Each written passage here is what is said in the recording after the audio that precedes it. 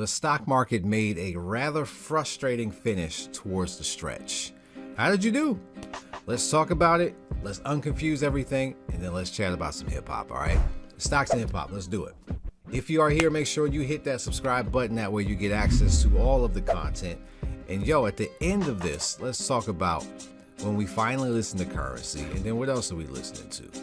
But for the market, man, it was kind of a roller coaster ride, but it ended up on the downside. So let's go ahead and tap in and see what happened with the S&P. S&P closed at $3,934.38. And yes, as you take a look, I do have a new charting system here, all right? I typically use TD Ameritrade.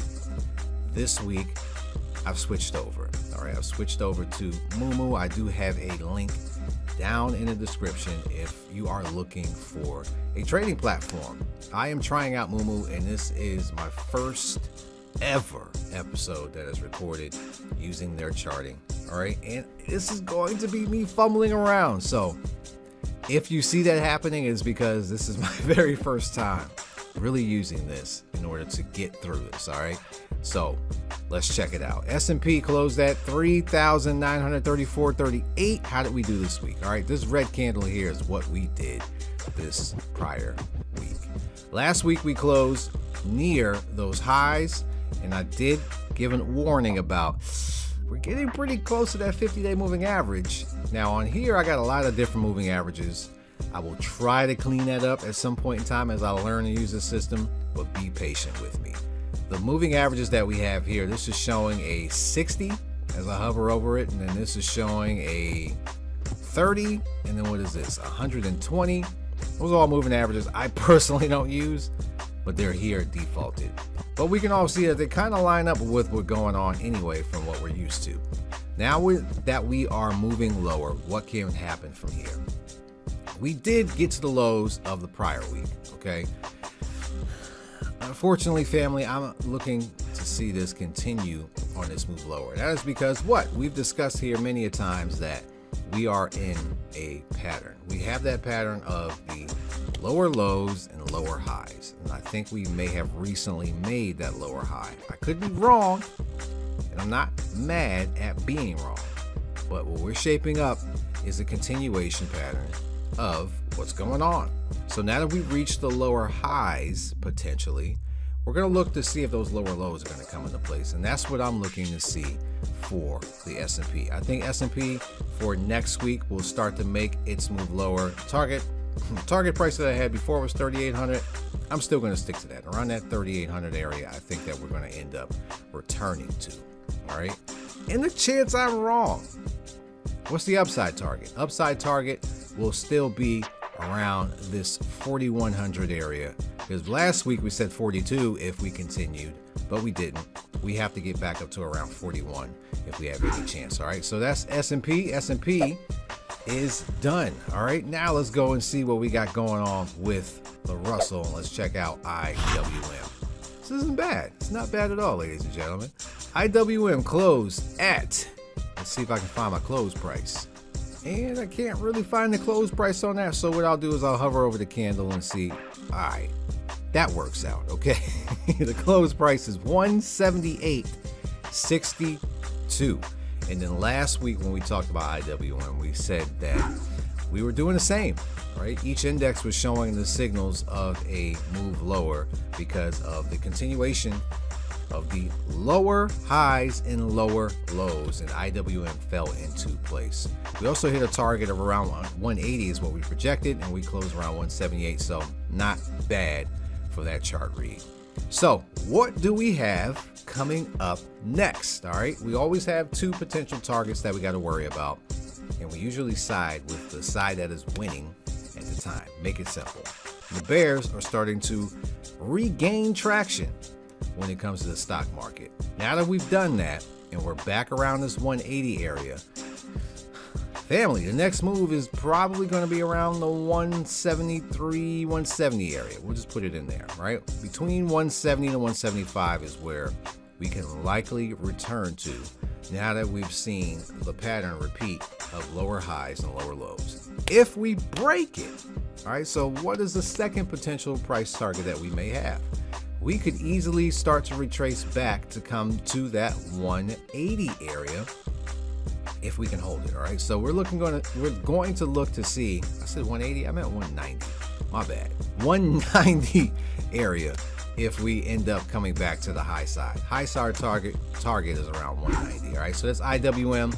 Let's go ahead and see what we got going on for, what do we got? The Dow. All right, I did try to look to see what happened here on the Dow. All right, so Dow, what did you close at? The Dow closed at 33,476.46 All right. Last week we said, I don't like this candle. And I told you I didn't like it, right? Because it was a hangman candle. And hangman candles are usually the signals of exhaustion. And it was exhausted. It started to make a move lower. And now what we have here is a formation of a potential evening star. All right, and that evening star formation will need to be proven, no doubt about it. If we do have a close lower beneath this evening star, it's likely going to be a bearish signal to spark a move lower. We closed near the lows too. All right, but we are still really above that 50-day moving average that we closed above. So respect due to the bulls too. There's always two sides to the trade. So what are those targets? Downside target right now. This could move really fast. All right, Dow can move sharply fast. Do not get it twisted. We moved up fast. We can likely move down fast.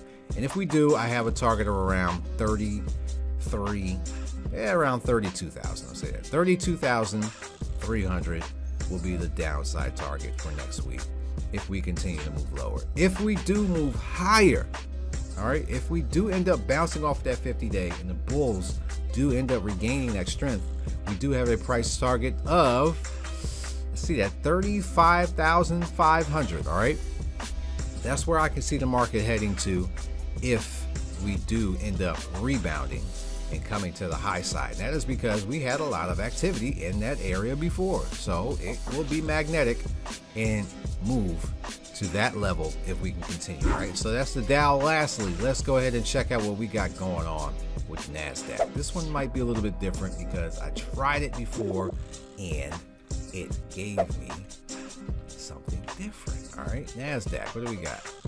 Oh, so we got the actual composite this time. Not bad, Moo, not bad.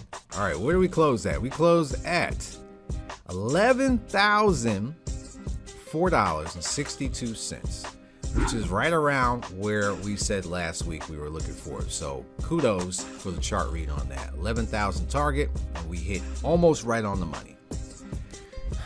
We are still looking bad. The Nasdaq has been dismal for majority of the year, and as the rest of the index has started to make a move to the high side, this one really still just played dead, and it's still dead, and it doesn't look good either.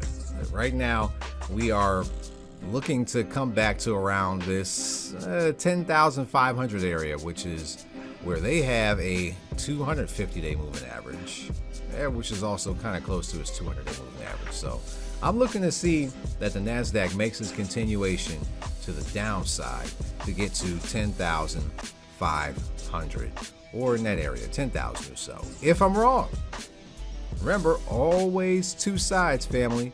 That other side of the trade would be back up to this 11,500 area if the market can continue to hold tight to the bulls. All right, they disappeared. We talked about low volume last week, and this week it is starting to reflect that they didn't have a stronghold like we thought. So let's wrap this up here. All right, S&P came down from its highs. The Russell came down from its highs. The Dow came down from its recent highs, and the Nasdaq also came down for what you call a high, but was a recent high and all of the move lower. So all four indexes continued to make its move lower on the easy path. All right, so what do we think for next week? I think we have continuation. All right, we've seen headlines about Christmas rallies, all that good stuff. I don't see that we can have one now. That's the way the chart looks currently. Longer term charts also suggest that the market is going to continue to move to the downside. Now that we got all that done, all right, let's talk about this hip hop. All right, I finally got a chance to check out Currency. Like I said last week, I made a trip out of town and had a lot of time to listen to some hip hop. And the Currency is good. I mean, I expected it to be good. And I do have a favorite track. What is your favorite track? Share that with me in the comments about Currency. Now, after I moved on from Currency, let's talk about the next one that I did. I finally got a chance to check out Freddie Gibbs' new one, Sold Separately. And I thought it was also very good too. Hip hop, I appreciate you, and I'm looking forward to seeing what else you got. What album are you checking out? Share that with me also in the comments. The new Stocks and Bars episode is coming. I do have a special guest that I'm excited about. All right, and then we have more future guests that I'm going to be excited about as well. So make sure that you check that out. Marathon Money Podcast, make sure you check that out every single week. Well, my guys, Cam and Kenny, also give you the lowdown on the stocks and the stock market too. Take care of yourself. Health is wealth. Stay healthy by staying in shape. Stay healthy by drinking water. Stay healthy by having the emotional state. This is something that we don't talk about too often, family. Stay healthy up here too. This is where it really breaks down quickly if you don't keep that in tune, all right? Take care of yourself, all right? And we'll check you next time. Peace.